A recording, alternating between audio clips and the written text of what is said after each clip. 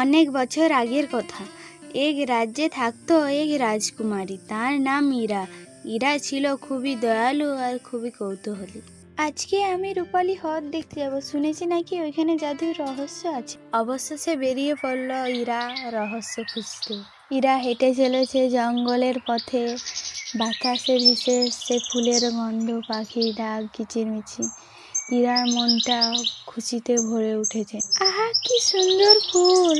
আর এই রঙের প্রজাপতিগুলো তো ঠিক রূপকথার গল্পের মতো। একটা ছোট্ট খরগোশ ইরার পায়ের কাছে এসে পড়ল। রাজকুমারী ইরা, আমাদের রূপালী হ্রদ খুব বিপদে আছে।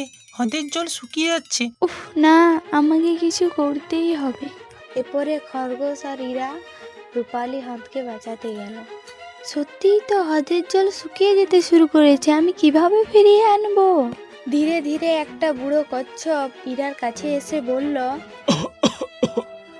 রাজকুমারী ইরা, তুমি একটা কথা জেনে রাখো, শুধু সত্যিকারের সাহস আর ভালোবাসা রূপালী হ্রদকে বাঁচাতে পারবে। আমি চেষ্টা করব, নিজের শেষ শক্তিটুকু দিয়ে আমি রূপালী হ্রদকে বাঁচিয়ে তুলব। ভালোবাসা ছড়িয়ে যাক, আলো ফিরে আসুক, রূপালী জল শুকে ভাসুক। হ্রদের উপর ধীরে ধীরে বৃষ্টির ফোঁটা পড়তে রইল। তা দেখে ইরা খুশিতে নাচতে লাগলো। ইরা, তুমি পেরেছো অসাধ্যকে সাধন করতে। তুমি দেখিয়ে দিলে ইরামা, তুমি দেখিয়ে দিলে ভালোবাসায় সত্যিকারের জাদু আছে।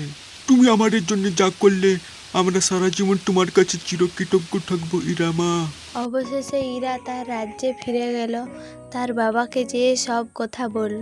তার বাবা তার কথা শুনে বলল, আমি তোমার কাজকর্ম দেখে খুবই খুশি হয়েছি ইরামা, তুমি আমাদের সবার গর্ব। আমি চাই তুমি আরো বড় হয়ে দেশের, রাজ্যের মানুষের কষ্ট বুঝো। তবেই তো তুমি হতে পারবে সবার প্রিয় একজন রানী। আমি শুধু যা ঠিক মনে হয় তাই করেছি। আর সেদিন থেকে রূপালী হ্রদ শুকিয়ে যায়নি। রাজকুমারীর ভালোবাসা সবাইকে সুখ এনে দিয়েছে।